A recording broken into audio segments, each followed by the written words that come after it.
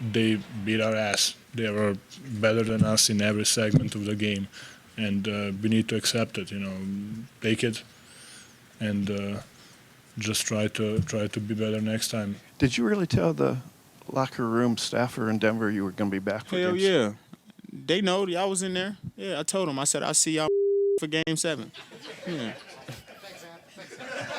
All right, so this is a series that has made absolutely no sense. The one thing that has been certain is that Anthony Edwards has been brilliant, has lived up to all of the hype you see when you were on full screens with names like Kobe Bryant and LeBron James on them.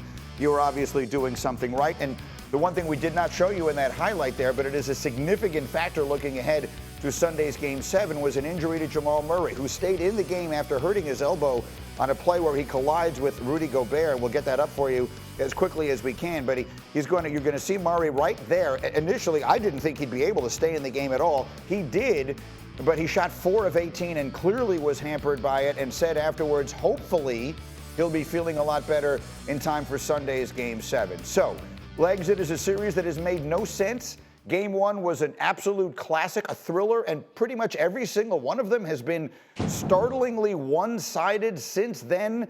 Can you make sense of it for me, and what does it mean for Sunday? No, it's impossible to be able to predict or know exactly now, Greeny, how this is going to go. I thought I had a pretty good script of what this was going to look like the way Denver played the last 3 games. That looked like Denver had figured out how to get the pressure off of them, and once they did that, you get into half-court sets. There's nobody in this league that you trust more than the Denver Nuggets in running their offense. But then you get this. So all bets are off for Game 7. The one thing I will say is this. The Nuggets need to keep this all in perspective in this way. Yeah, it's a brutal loss. It's a bad loss. It's an embarrassing loss. It's the second really embarrassing loss in this series.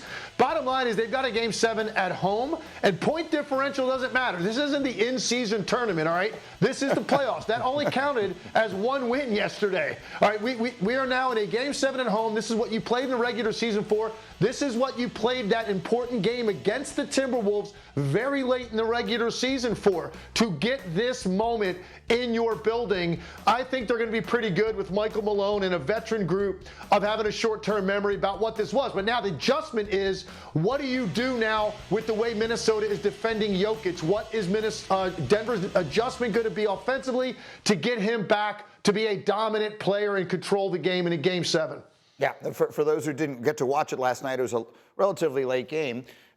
You were talking about it earlier this morning. They played Rudy Gobert differently against Jokic, and that was effective.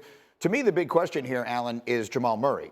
You favor the Nuggets at home. They're the defending champs. They are at home, all those things. But if Murray is not able to be effective, and he certainly looked, that was certainly bothering him last night, that feels like an enormous factor. That was Games 1 and 2. Remember, Murray was terrible in Games 1 and 2. They thought he was dealing with the knee issue in Games 1 and 2, and that was something that you could just see. While we all know Jokic is the MVP and the engine, Murray is a huge part of what they do offensively as well, and he's pretty much their closer.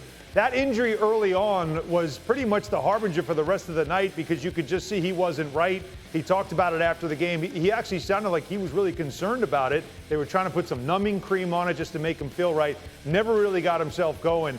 So that's one of the many stories going into Game 7 is Jamal Murray, and it's amazing he's been part of the story positively and negatively throughout this series. So that's certainly something to watch. The game will be Sunday. It'll either be in the afternoon or in the evening, depending upon what happens tonight in Indiana, which is where Monica is, and we'll get to the Knicks and Pacers coming up. But Monica, how about it? How do you decide who has the advantage going into a Game 7 of a series that has made no sense? You go with the things that you know. You know that Denver has home court advantage. You know that they are the defending champs and have collective experience being this deep. But Greeny, if we turned around and saw Anthony Edwards have a crowning moment putting out the defending champs, it would not shock me either. And as much as we'll talk about adjustments, I do think what Nikola Jokic said post-game rings true. He called it a great loss, right? In addition to the sound that we just heard prior to this segment. And so I think there is that human inclination to take your foot off the gas just a bit, having rolled off 3 victories to take the lead in that series. But clearly the Timberwolves have gone into Denver and they have played great basketball and they have won. And so I think this goes back to what Michael Malone said earlier in the series in terms of his team having to fight back and push through adversity. I'm very surprised that this one was such a wild swing, even though I'm not surprised that the Timberwolves won. I like the storylines here for Jokic as the MVP, coming home, needing to get a win. But I like it even better for Anthony Edwards. And if you want to make Michael Jordan comparisons, in 1989, a Game 5, which at that point was the best of 5 on the road, Bulls at the Cavaliers. The Cavs were the 1 seed in the East. They were heavily favored. They weren't the defending champs, but they were definitely favored. And Michael Jordan went in there and hit a shot you might have seen a time or two over Craig Elo to win the game. Anthony Edwards has a chance for this to be that kind of moment on Sunday. Fantastic reference, because that was the beginning of the Jordan era, right? That shot, that moment was really where it all began, and where you started to see him as that clutch performer. And for Anthony Edwards, this is a huge stage, huge moment. I think this game, Game 6, and his leadership that you're seeing for such a young guy, always deflecting credit to his teammates after these games. This game was really already one that could pretty much establish what he's done already in this playoffs.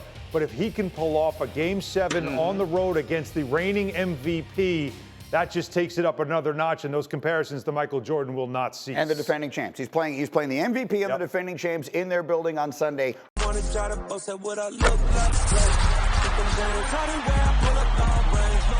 Jimmy with the heat, I'm on fire. It's NBA, it's